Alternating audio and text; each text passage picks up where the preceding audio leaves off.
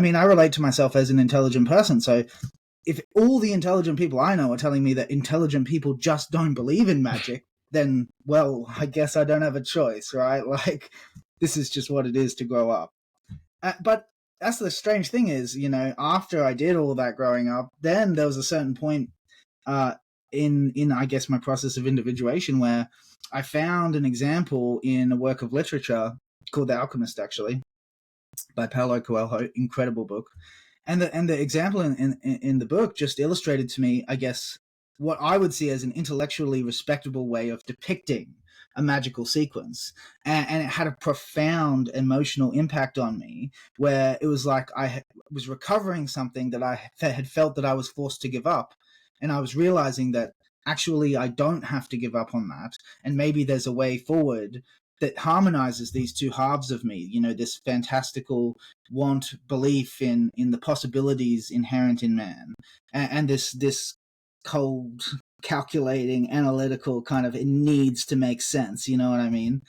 For me, those two things came apart, and my life has been much richer since those two things have started to come back together. Yeah. Yeah, for me, it's not whether magic is real or not. It's just, what do we mean? And yeah, obviously, magic gets nowadays cheapened with, performance magic is really fun. But there's a trick. Illusionism. Illusion. Yeah, right. So magic is just illusionism, and it's a trick of perception. Distract, distract them over here and, do the thing over there. And I think the deeper original meaning of magic really is just it's a function of the unity of the world and the correspondence of all things, the resonance of all things. So, as Plotinus would say, the way everything breathes together. Yeah. And so synchronicity offers us a glimpse into that, where it seems like, the dials of the world like align for a second, and like you just see through the whole. And it's not even that, like, there doesn't even need to be a clear message like, wow, therefore I shall do this. It's more just intrinsically meaningful. Yeah. As if the universe is winking at you just to say, yeah, I'm here. I'm watching. Yeah. Or like, this is one synchronous process, and whatever it is in us that's individuated is still in an underground kind of way, a hidden or occult way. Whatever in us is individual is also one with everything else and everybody else. And then I think it's the danger only comes when we start to allow for those types of experiences to like, there is still an epistemological struggle to translate some kind of mystic insight or intuition into a generalizable truth. Absolutely. Yeah. Right. Yeah. So there's always a need for caution here. And that's why we want a spiritual science. We really want to be careful about this. Yeah, and I think that's an excellent place to put that emphasis, because that is, for me, when I look back at, I guess, previous attempts to do what I described, that is make magic intellectually palatable, I find myself dissatisfied with the level of epistemological rigor. And it seems like we've come to a greater degree of conscious awareness about what goes on in that process through science. And I think that equips us to re-engage with these territories in a more conscious and more mindful way with respect to the dangers of, say, just reading into a mystical experience whatever you want it to be. That's one example, right? But another example is just not being discriminating about the kinds of connections you're going to make, when you're in the grips of an experience like that. And maybe not pruning them, say, retrospectively, which I think these are all important steps of maintaining your intellectual stability when you're engaging with, say, more mystical, revelatory aspects of the world. Because it has a way of, I guess, my ex mentor, he used to say that, you know, the secret of alchemy is how to maintain a fluid phenomenology while having a rigid epistemology. You know, to make sure that you're open to what is possible in reality, and that you can your you know, your way of relating to the world doesn't exclude some of what's there, but also making sure that you're not kind of just, you know, letting just anything in, and not being careful about, oh, there's a belief I've wanted to be true for ages, and look at that, like there it is. Okay, because I think an important step is then, okay, since I want that to be true, I got to be careful. You know, we got to make sure. And I think one of the best ways of doing that is to have a conversation like this. You know, to talk to other people who are epistemologically capable, but also open to the relevant parts of the world, and to kind of say, hey, this is what happened to me, this is what I make of it, what do you think? You know? Right. It's a different kind of peer review though when you do it like openly and in face-to-face dialogue with each other than the sort of blind review process, which I think actually that desire to maintain anonymity actually brings in all these other motivations that I think distort that process. And so absolutely, yeah, scientists should, because then it would I think inspire a more collaborative form of science instead of all this competitiveness between labs. I think there's an earnestness that you get in a one-to-one conversation that's missing, I think, in the correspondence, in the literary correspondence, or when you're responding to a journal entry where someone else has expressed their ideas. Because in that context, there's a lot more of it is a professional competition. You know, you have set out your ideas, and our peers are taking them seriously, and I think they're wrong, and so I'm going to do my best to make your ideas look wrong. Whereas in a one-to-one conversation, it's very much, okay, so that's how you're relating to the world. Well, here's how I'm relating to the world, and can we find a way for these things to go together so that we can both climb higher than we would be capable of climbing alone? Right. Yeah. I mean, there's an interesting example of that it's pretty topical right now. I don't know if you two have heard of the Telepathy Tapes podcast. I only have listened to the first episode, but it's initially compelling, and then I went in to read some of the critics and look at some of the video and stuff, and I was like, oh, facilitated communication, which is the way that, subtle cues, which is still impressive, but there's subtle cues where a mother and the child are able to actually share, communicate with each other in a way that it's not telepathy. And, you control for that by putting them in separate rooms, but they didn't do that in the telepathy tapes. And so I don't know, it's like, I want to believe telepathy is true. And on some definitions, I think it's happening all the time. Yeah. As a process philosopher, Whitehead says this too, in Process and Reality. It's not paranormal anymore. Or parapsychological. It's just how we empathize with each other. That's empathy is a kind of I create a little model of you inside my head, and the better I know you, the better I'm going to be able to predict what you're thinking. Yeah, but there's also some truth to that little model of me in your head is a kind of voodoo doll, and so what you do to the model affects me. And what that brings to mind is the thought of when someone dies, there's a real way in which they live on in you, in which the way that, because it's not just a model, it's also like you continue having a relationship with that model in you. It's almost like a miniature echo of the real living person who used to be out there in the world. Exactly. Steiner always refers to this so-called dead, and they're not in physical bodies, but for Steiner, this is an occult way of describing, I think, in another way, exactly what you could think of this neurologically if you want to. That like we have these models of the dead that are still basically with us.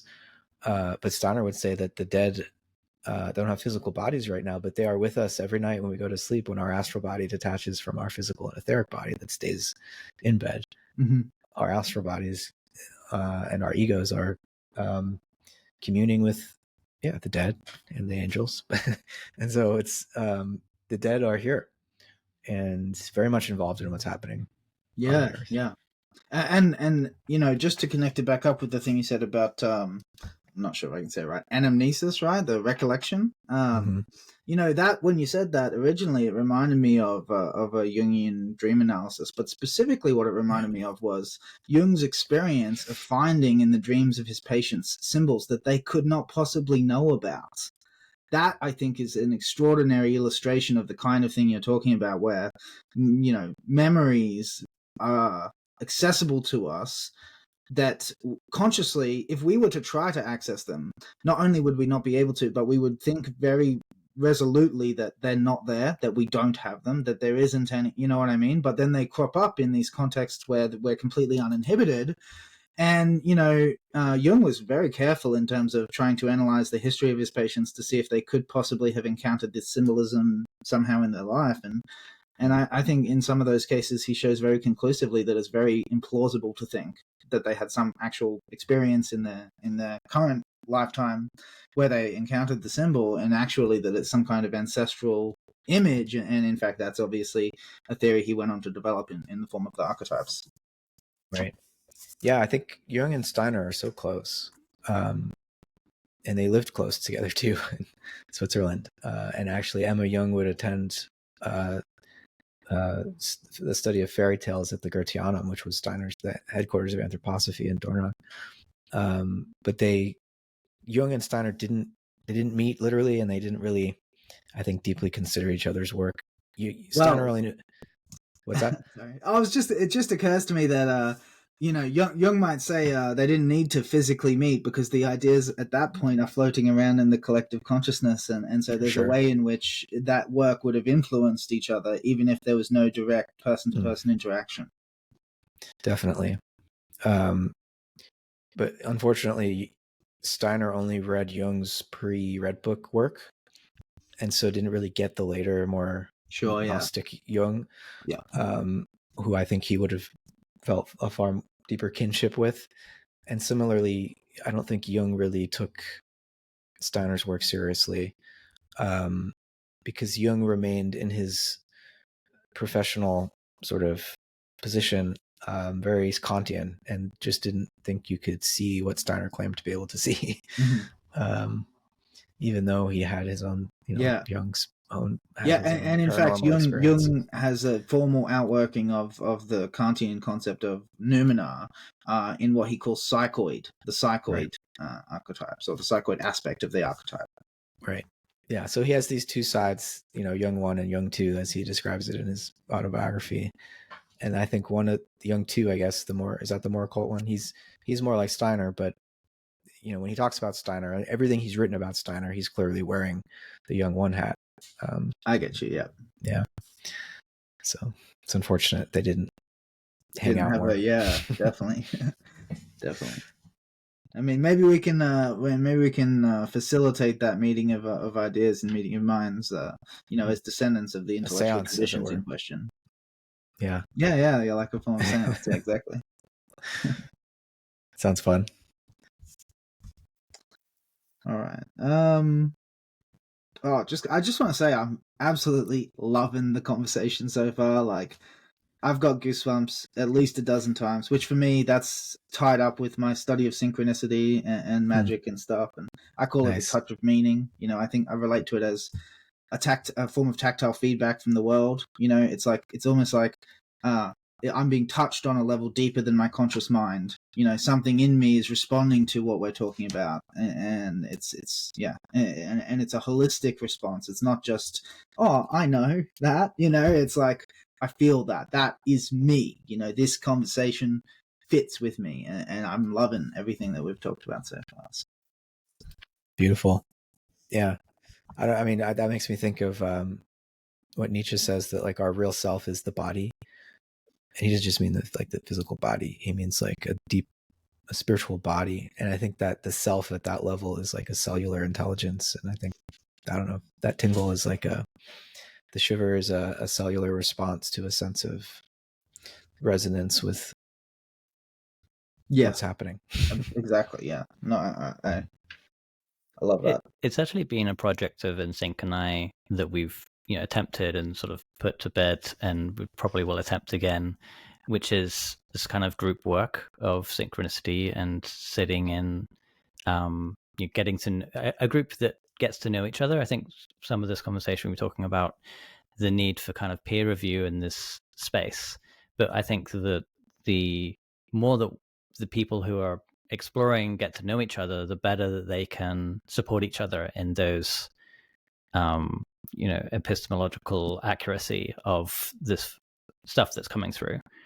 But yeah, because if we don't, kind of like a therapeutic relationship, the longer you know someone, the more accurate your help can be, the more helpful you can be, because you know the real workings, like the unconscious workings and the conscious workings. So there's this project that we have, like I said, it's sort of on the back burner now, probably until it feels right. It's kind of like, the way that we've been approaching it is that if it's right, it will happen. Kind of like the synchronistic aspect of it is what's going to kick it off in the first place.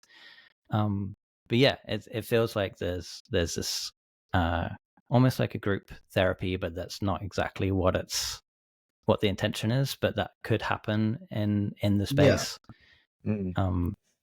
Yeah, that sounds similar to there's these various practices that I've heard emerging. A friend of mine named Sam Hines does communal reverie, where there's other practices that are similar called circling and like collective presencing and and it's the way that my friend Sam does this is we gather in a circle. It could be 5 or 10 people, and we just sit, and whoever feels compelled throws an image. And we try to stick with images and not like narratives or something. We just throw an image into the space, and then whoever feels compelled to sort of add to that offer something into the space. And we sort of, self-regulate. And by the end of an hour or so, we've gone on it's collective daydreaming, I guess. Yeah, no, that sounds incredible, actually. Yeah, really fun. Yeah. Just to, I guess, elaborate a little bit on what Alexander was saying. Yeah. Yeah. So obviously, there's many types of group work. Group work is not a new concept, and many people have different ideas about how to go about that.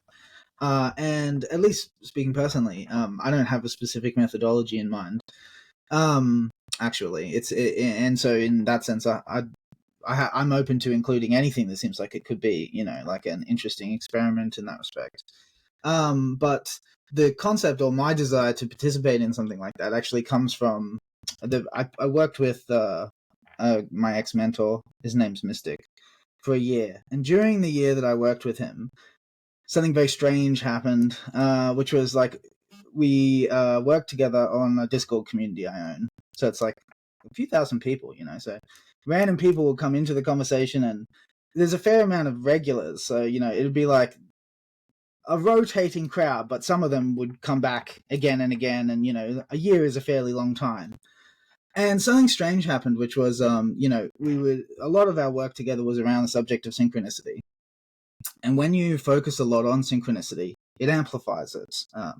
It's a strange thing, but it is what happens. And something really odd happened, which was that over time, the resonance that kept occurring in the conversations, the way I've described it is, I talk about it as a resonance chamber, but it's almost like the resonance starts to get stored up or starts to accumulate in the relationships and acts on like that thing where you bring attention to synchronicity and it amplifies it, like that, but almost like a residual,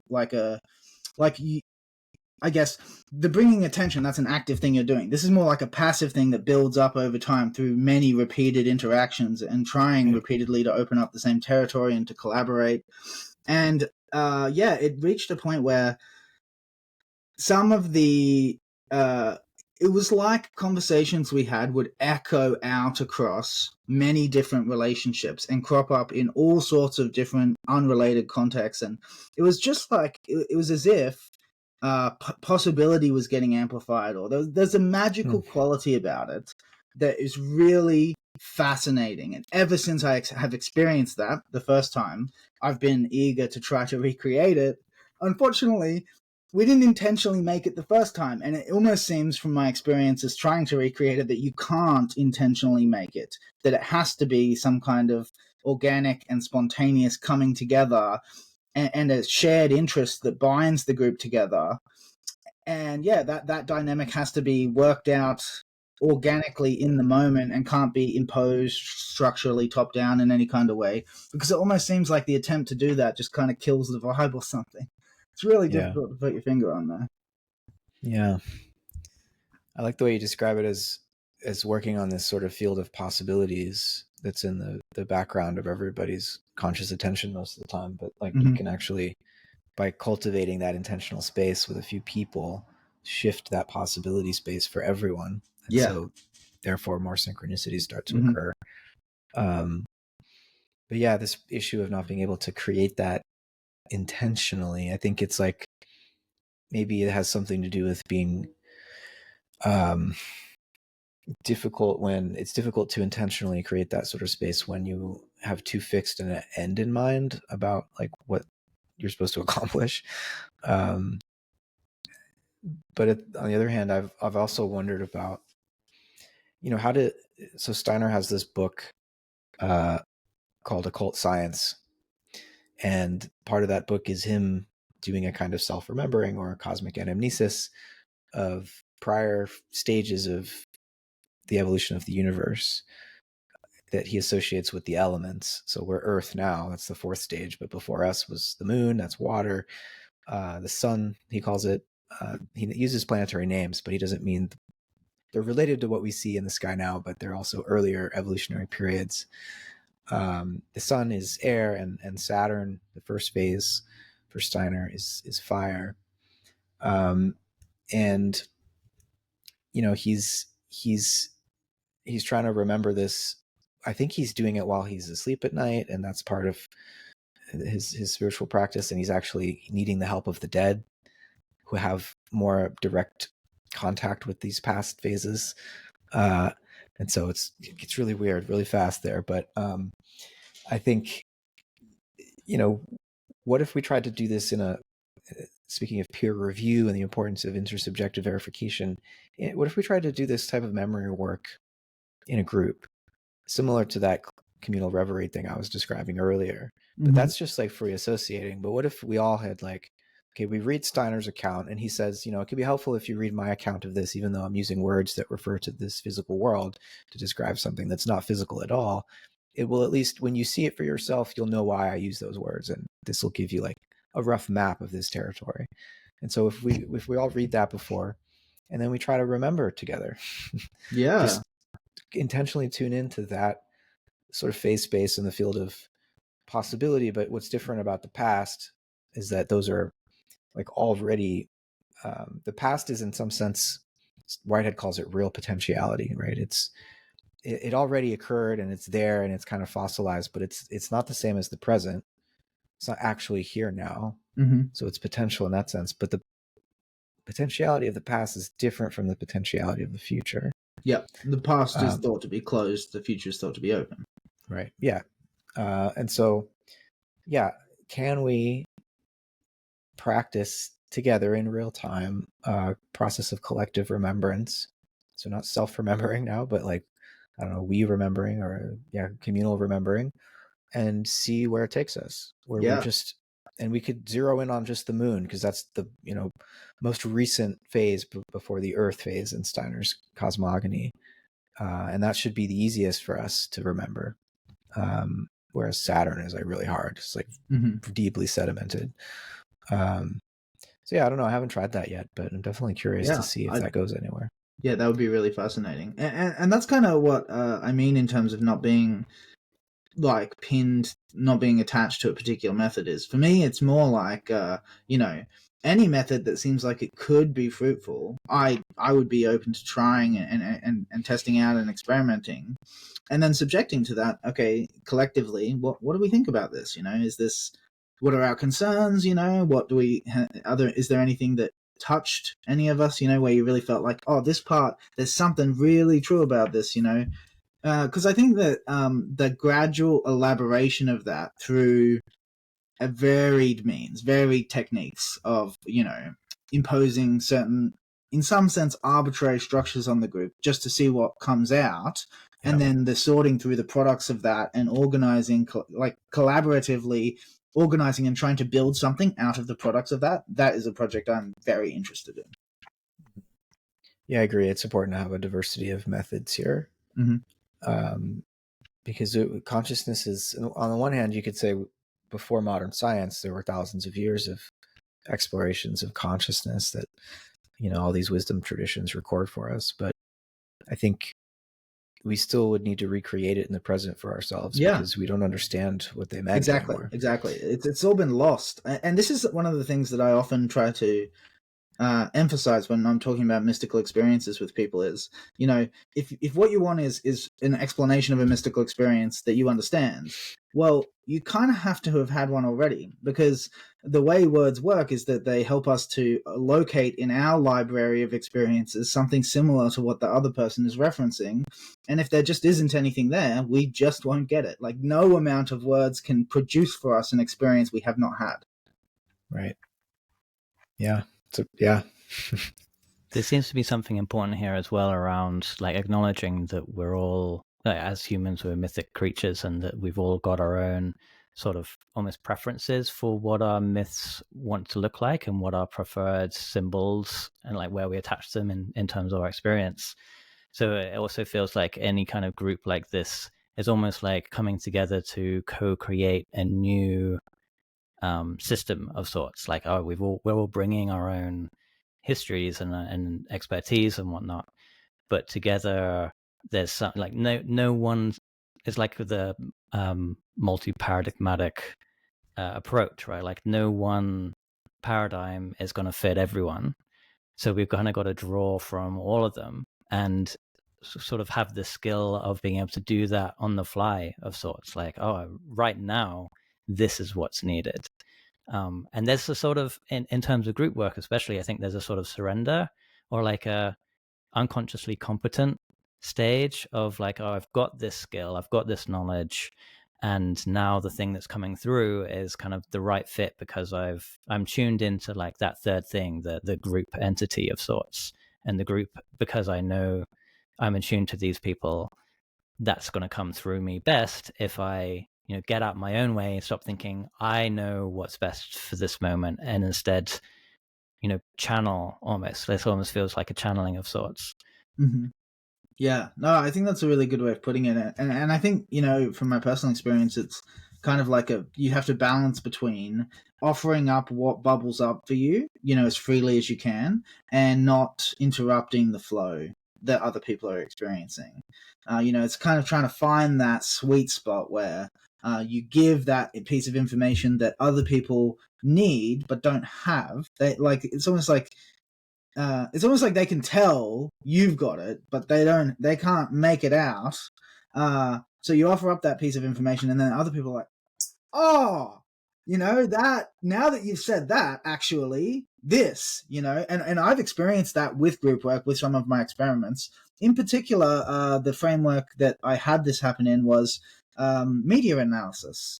So basically taking, Jungian style dream analysis techniques and putting them to work in the context of animated movies, and specifically the movie in question was Kung Fu Panda, and there was a sequence, we'd go through the movie and we'd pause it periodically, and there's something tiresome about that, which I get, that it's like, oh, maybe we just want to watch the movie or whatever, and but also, like, there was this one experience I will never forget, which is, we were there was an important combat sequence, and like there was like 2 or 3 people chimed in at one moment when we paused it to kind of offer things that they'd been holding on to that had bubbled up in the past sort of couple of minutes.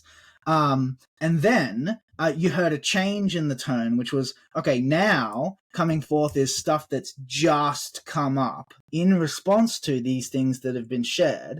And it ended up culminating in like a kind of insight into the symbolism, where once it had been said, everyone was like, oh my God, that is so crazy that it's like fractally, like that it's masterful, and I can't even communicate what it was, because we'd have to go over the media or whatever, but I would never forget the quality, that experience of of like, wow, we just touched something there that none of us would have been able to touch if we were just watching this movie alone, you know. And that experience is really, for me, that's the key. That's what I'm looking for, is those moments where we reach above our collective ceiling together, in a way where you could just tell that if you weren't working together, we just couldn't have got there, you know? Yeah. I mean, this feels so important for the future of human evolution, and it has already been important for the evolution of our species. I think we underestimate the extent to which cognition is always social. Yes. Yeah. But like what we're trying to do, what you're describing, like synchronicity, I think it's what our neurons are doing all the time. Absolutely, yeah. With yeah. each other. It's just trying to optimize that process and trying to see what's possible if we maintain it, that's the difficult part, you know. Getting into that state is easy, but it's so easy to slip off the side of the board, you know, and to kind of just go back into the ocean and be immersed again. Yeah. To balance on that edge is hard. Yeah.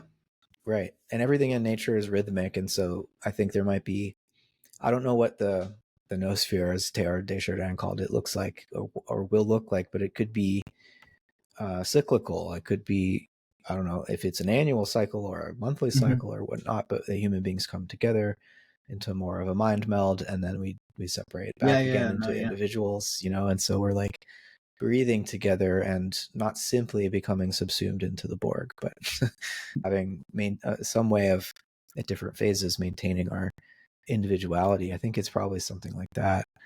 That's how I would envision the future of collective intelligence, you know.